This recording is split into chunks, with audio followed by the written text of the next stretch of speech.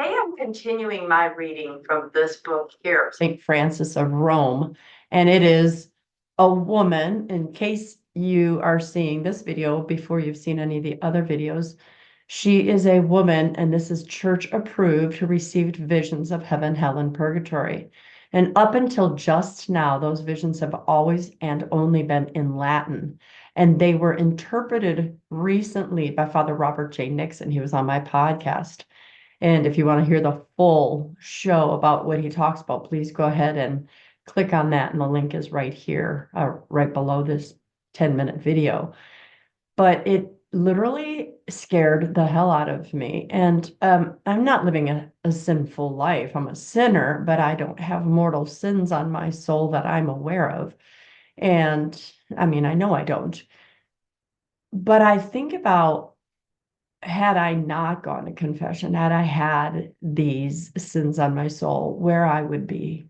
Because so many of us today don't even think that hell exists. And so many people aren't going to confession. And so many people don't even think that their sin is a sin.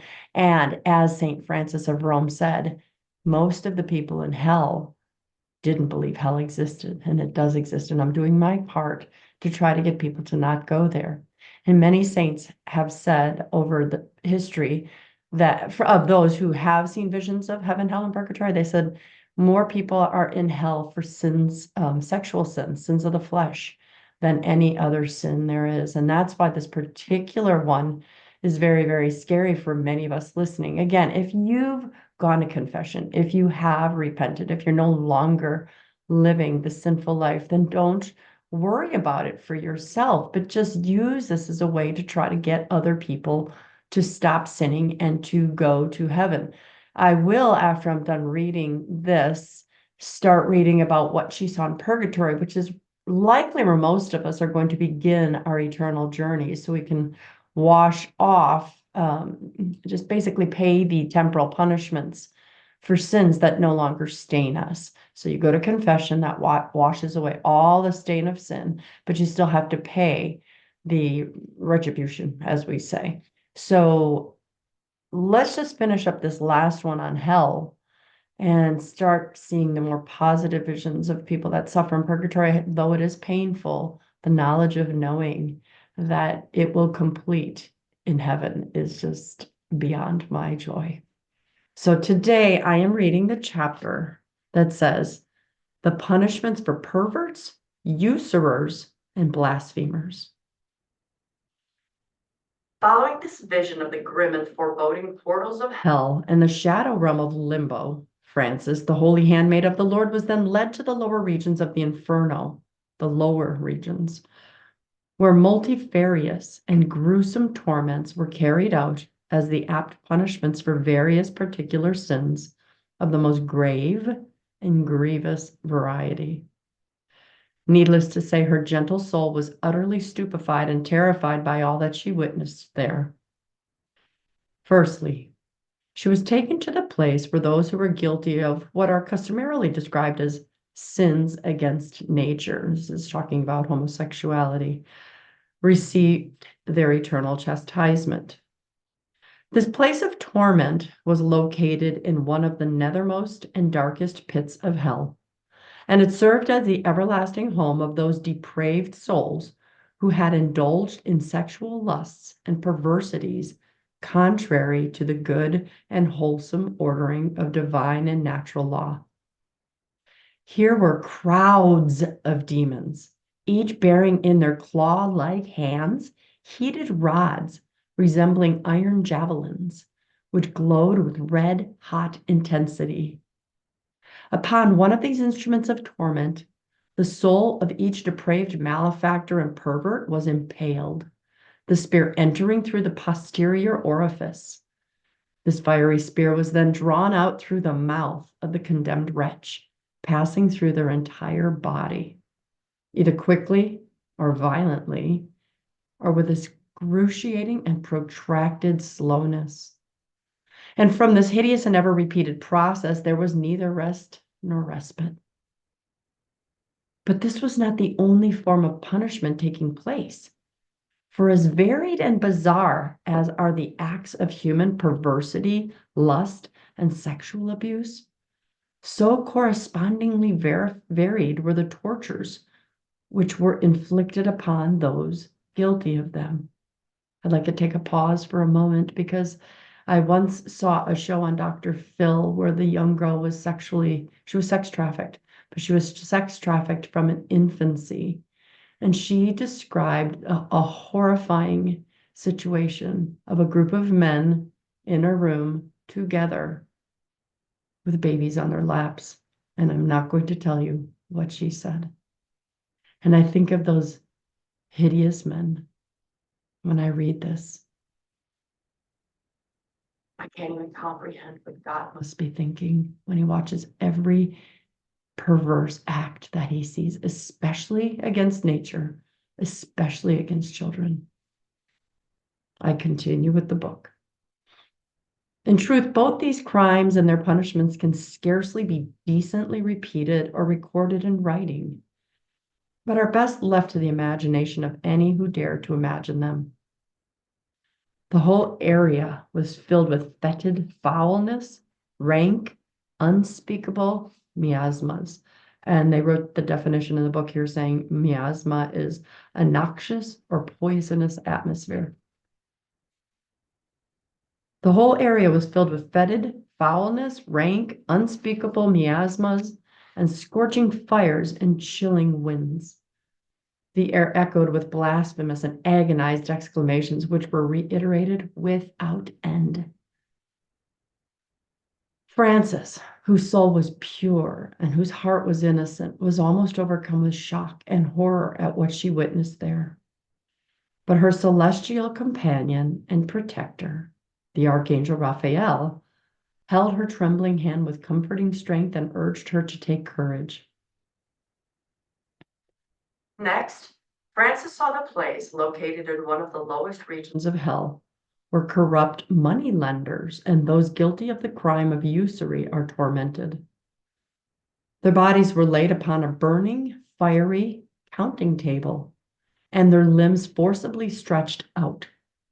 However, though their limbs were extended, they did not assume the form of a cross, for as Raphael explained to her, that holy sign or form was not permitted anywhere in hell. Demons stood all around them with vessels filled with molten gold and silver. They poured this gleaming and scalding liquid down the throats of each of the tormented souls. And with sharp implements, they carved a kind of deep incision and pit in the flesh of each one, in close proximity to the hearts of their victims, and similarly poured the molten precious metals into this bleeding opening. As they did so, the demons declared with cruel mockery and bitter derision, "Oh, wretched, avaricious souls, remember how desperately you longed for gold and silver while you lived. Recall how closely you always held these gleaming metals to your insatiable and miserly hearts. Well, now you may have your fill of it and more." The servant of God, Frances, was utterly astonished at this most grisly and gruesome sight. She was also somewhat perplexed at how apparently physical objects and tools, such as knives and metal vessels, were able to exist and be used in hell. But her companion angel, Raphael, explained that these things appeared in her vision to be such, but they were not, in reality, physical things at all. Rather, they represented, through the medium of physical images, the spiritual torments which the souls there experienced. The souls of those guilty of the crimes of usury and financial exploitation were, after a time, removed from the burning counting table on which they had been stretched and tormented. They were then immersed in glass vessels, which were similarly filled with molten gold or silver. They would remain in one vessel for a certain period of time, suffering unspeakable scorching and pains all the while, and then be removed and placed into another. In this way, no form of rest or respite was ever possible for them, for they could not grow accustomed to any one location or condition. And they, like all the other tormented souls, continually cried forth in a litany of mournful, lugubrious, which is dismal or gloomy, lamentations, and hideous and heinous blasphemies. Francis then looked around and noticed the continual procession of souls. This part makes me so sad too. Francis then looked around and noticed the continual procession of souls entering hell and being led to their fitting places of suffering. She noticed that each one had upon his or her forehead or a sheet of paper or card upon which the catalog of the sins of which he or she had been convicted was inscribed. Thus she was able to read clearly and exactly what each one was guilty of, and not only this, but by some form of revelation, she could perceive into the very depths of their being, to see and fully comprehend all the misdeeds and atrocities which weighed on their consciences. But this grace was granted to her alone, for these cards placed on the foreheads of the damned were not visible to any other condemned souls. She noticed also that every condemned soul had 2 demons assigned to it. One of these demons was employed in carrying out the actual punishment, such as those described in the course of this narration. But the task of the other one was to remind the wretched sufferers of their sins and crimes, and also of all the good deeds that they had neglected to do. In this way, each condemned soul suffered in a double sense, both from the torments inflicted upon it and a continually renewed sense of guilt and shame. This oppressive and unrelenting sense of guilt and shame was accompanied by a poignant and painful regret at the loss of the joys of heaven, which so easily could have been attained by a few timely works of piety and penance performed while mortal life was endured. Before I finish, I just want to remind you what that last sentence says.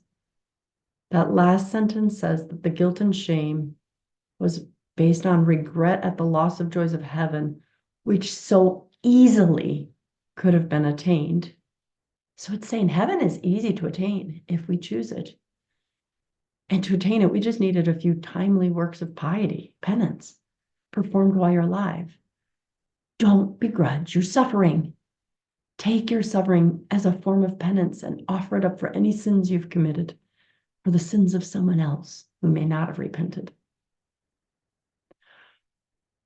Next, Francis was transported to the dreadful and darksome abode, where those stubborn and miserable souls who had blasphemed against God and his holy saints were compelled to dwell and there to suffer ceaseless scourges and sorrows as a just retribution. Here there were demons who bore ghastly pincers in their nefarious and agile hands.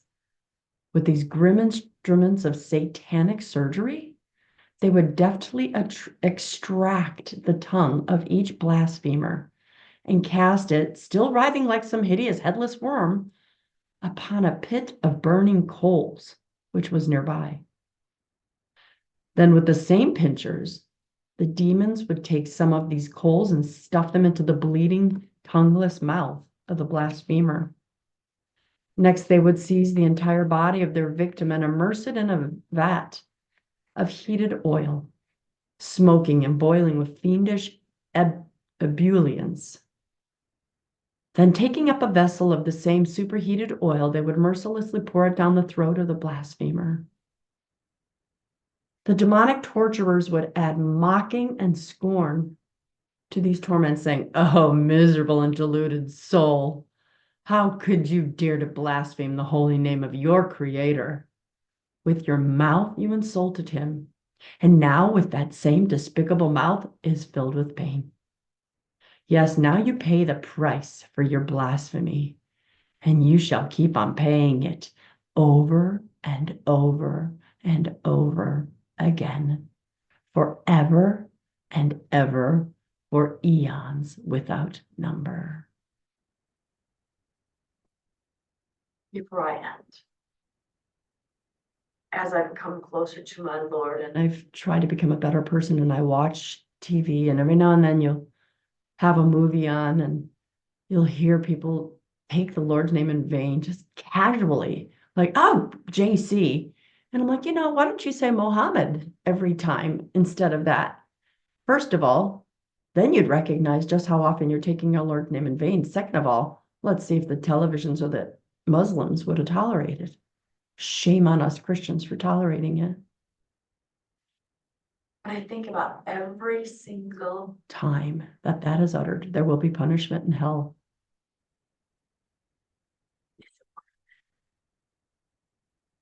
Watch your tongue. In close proximity to the impious and arrogant souls of the blasphemers were all those who had denied the Catholic faith while they lived. Because of cowardly fear of punishment or persecution, or for the desire for some worldly advancement. These did not suffer quite so grievously as those guilty of deliberate and willful blasphemy. Yet they were still tormented endlessly with fierce fire and burning brimstone. Frances was almost overcome by these bitter visions, and she trembled with fear and horror. Yet her angelic guide and companion Raphael once more clasped her hand reassuringly.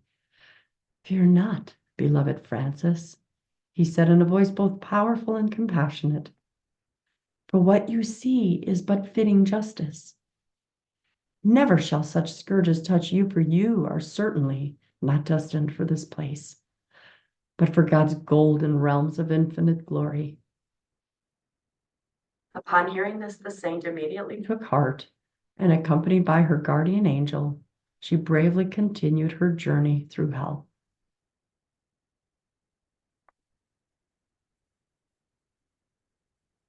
I don't know how this can't wake anyone up, or at least get them to think, or at least get them to want to research. I had told a friend of mine that the comments I'm getting on these videos were incredibly powerful and good, but there was one person who said, "I can scarcely watch these videos anymore. They're so difficult." Well, first of all, it's doing its job. But second of all, if you're bound for heaven, these aren't for you. But I read them so you can spread them to people who they may potentially be for. Right now, I think of a family member I know who's been with prostitutes and who's done not good things and who's lived a life of sin and whom I've recently talked to. And after many, many decades, he went to confession and started going back to Mass. That's the point of this. And you did just hear me read. For those who are afraid of saying the truth about the Catholic faith, there's a punishment. For those afraid of spreading the gospel, don't let that be you. Because I'm sure in purgatory, we do still have to suffer for every time that we didn't share the gospel with someone.